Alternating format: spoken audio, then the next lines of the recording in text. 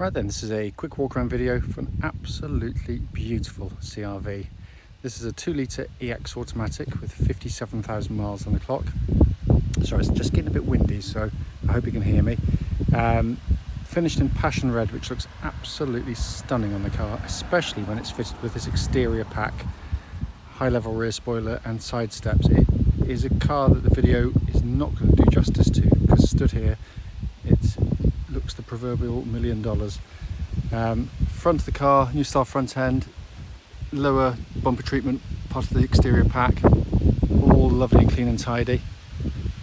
Bonnet of the car, really clean, hardly a stone chip anywhere on there at all, just such a rich colour. So I don't normally do my videos here, but this is actually the quieter of the two options I've got today.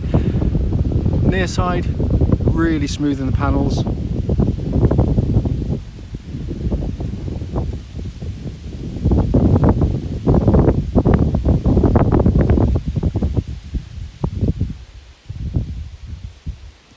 Favourite angle for these CR-Vs with the kit is from the back 3/4. It's such a handsome looking car.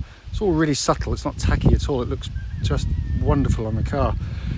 Come around the back, again all very clean. And around to the offside, as with the near side, very smooth in the panel work there. I mean, the car's been washed, not even polished, and it's got such a natural sort of gleam about it.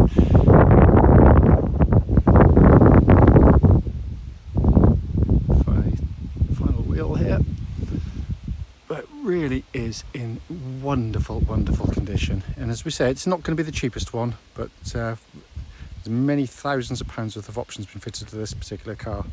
It's coming to the back now, obviously electric tailgate, you can see it working absolutely perfectly. And the boot, if you excuse my shadow, is in really good condition. Coming to the back of the car, wide opening rear doors, gives you access to the back, which has got a cavernous, enormous amount of leg room. And all again in really lovely condition. Coming to the front now, again very clean and tidy. Passenger seat not been given an awful lot of use. So finally coming on the driver's side, again all very clean. Again, apologies for the sound effects and the people driving by, but as I said, this is the better of the two options today. Finally, just to come under this wonderfully presented engine bay. And what a joy it is to see an engine where you can actually see it rather than plastic shrouds covering everything. So inside the car now, engine's running this section as always, so the dash can be seen illuminated, which looks pretty much as new in all honesty. Sat nav, as you can see, they're working perfectly. If we pop the car into reverse, you get a lovely clear gridded parking camera, all working exactly as it should.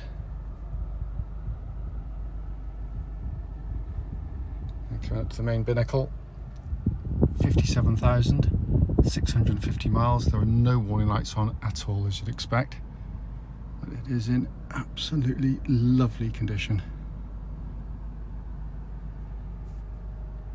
Finally, just to show you, owner's manual, pack and lock and wheel nut key, all here and present with the car. Right then, this is a quick road test video, and this is for a Honda CR-V 2-litre EX automatic. This particular car is registered LJ66VSF, and mileage at the start of the road test is 57,642 miles. The reason for all of our videos is very simple indeed, especially the road test part, is essentially so that if anyone's looking online at any of our cars, they actually get to see them in that operation. And as always, the reason we feel that's important is because we know to our cost. Unfortunately, having driven many hours on many occasions, only to get there and find out there's a fundamental issue with the car which we'd much rather known about before setting off. So hence that's why we do it. It's also done on these generally very quiet country roads, very close to our premises. This actually forms part of the road test route we take people on, so hopefully it'll be representative of what you'd feel yourself, if you were offered a test drive in the car. So coming to the car itself, I mean, it is a superb car in every single way actually. I mean, the way it's been looked after, all the servicing right up to the service we've just done was done by Honda. It feels like it just feels absolutely as new to drive, and I hate saying that on videos because it's such a kind of used sales cliche.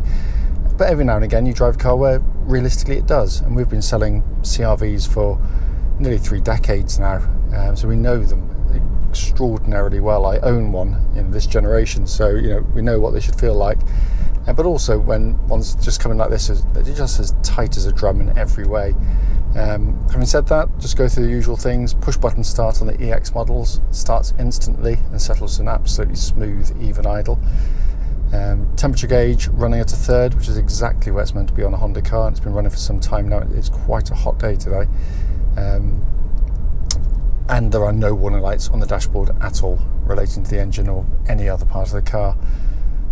But the engines are simply superb engines. Honda are without doubt the best builder of 4-cylinder engines in the world. They have been for decades, because what they managed to do is give you one of the most beautifully engineered, keen to rev, smooth, quiet, but pretty much bulletproof reliable at the same time for monster mileages with just regular servicing. It just everything it does, it's sort of top of the tree in terms of kind of class comparisons.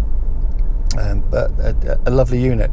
I'm not really getting to see the most of it, but stuck behind this thing, which I've never seen one of these in the village before, but there we are. But it's a lovely unit. That it's flexible, as I said, quiet, and in terms of mechanical stuff, cam chain driven. There's no cam belts on them, so no big service looming on the vehicles. Engine then feeds through into the automatic gearbox, proper old-fashioned auto box, and all the better for it. Really, really lovely torque converter. As with all Honda boxes, very, very, just as the parking sensors, by the way. It's just a really lovely gearbox to use. It's very slick shifting. The ratios have been very carefully chosen. Obviously, I'm going to sort of turn the parking sensors off. Sorry. To extract the best out of the car in terms of performance and economy, quite clearly. Judge that very well indeed. And I'll put the parking sensors back on.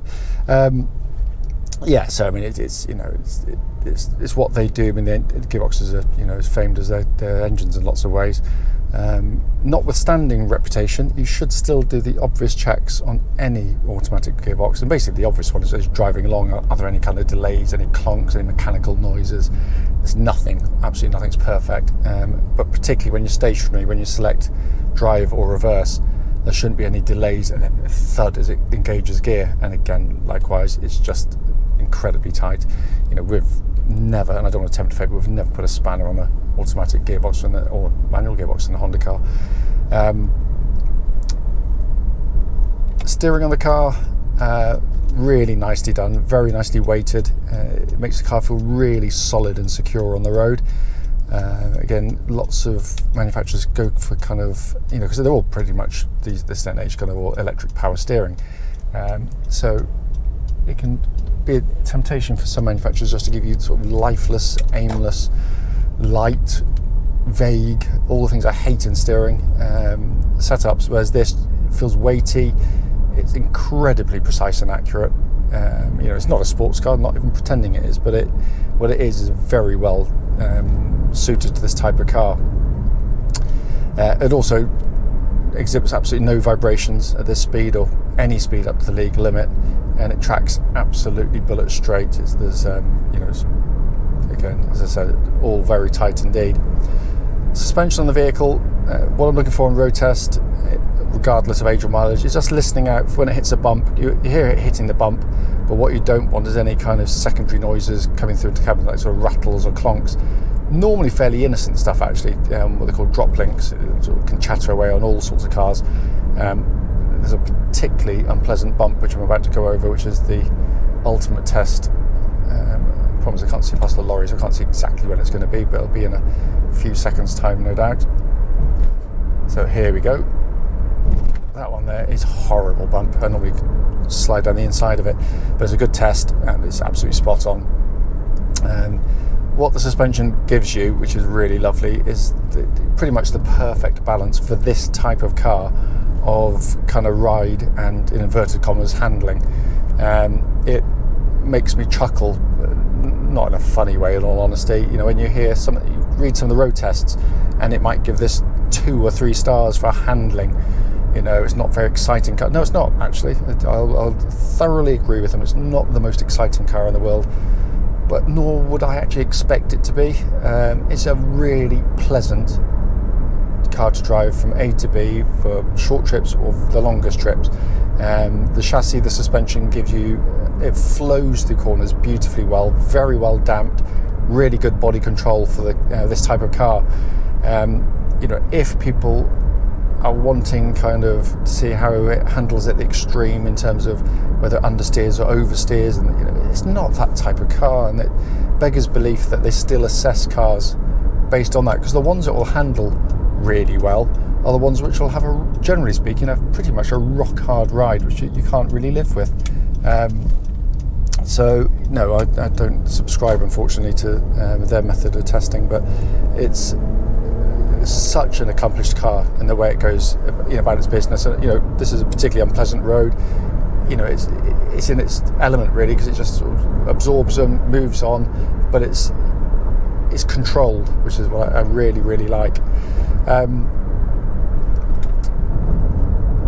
Coming to the brakes of the car, I'm just going to make sure that was directly behind me. I'm going to give them a good hard shove.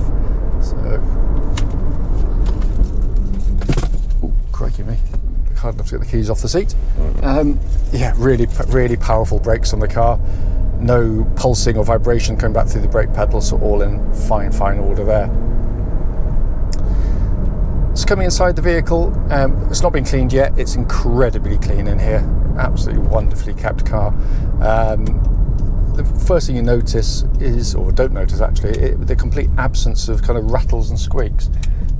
Because again, they are beautifully bolted together cars, and that's real build quality, not when the manufacturers hand them brand new to the road testers, where they all feel pretty solid these days. It's, you know, after this sort of mileage, this sort of age, that's when some of the premium model cars, you know, can feel quite loose and rattly actually. But this is beautifully put together. It's also a lovely place to sit. You've got fantastic visibility, massive wing mirrors, you feel confident on the road.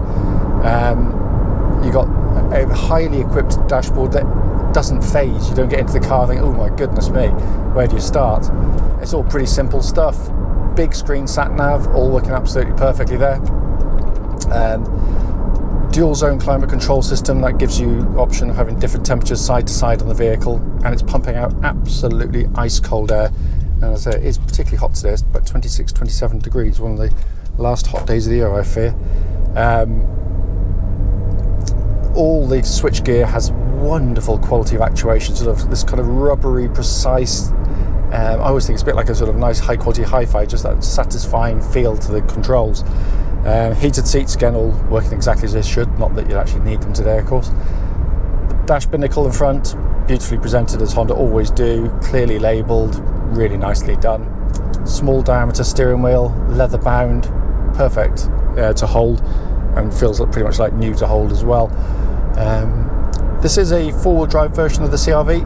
There are no buttons to press because it does it all for you. The Honda worked out very quickly indeed, basically, that there was absolutely no point in having four-wheel drive whirring away the whole time when most people are driving as I am today in perfectly good conditions. So basically, it does it for you. You basically just... sorry, I didn't realise I didn't have the sat-nav screen running. If and when it needs to go into four-wheel drive, it will. So if you hit some sort of snow, ice, or a bit of mud, front wheels will lose grip just for a millisecond. It then instantly brings in the four-wheel drive absolutely seamlessly, and off you go, and then disengages it when it's ready to do so. The advantage is very simple indeed. You're going to get through your tyres far less quickly, you use less fuel, and put a lot less mechanical stress through the vehicle. So it's a brilliant system, it really is, and one that's so tough we've never so much as put a spanner on one of them. As I said at the start of the road test, the point of it, brief as it may be, is just to show the car in operation, but to feedback on anything that might flag up. It doesn't. It just drives absolutely beautifully. It really does. And you can see why these are incredibly sought after, especially at the moment. CR-V's really kind of hot property. Any questions, don't hesitate to give us a call.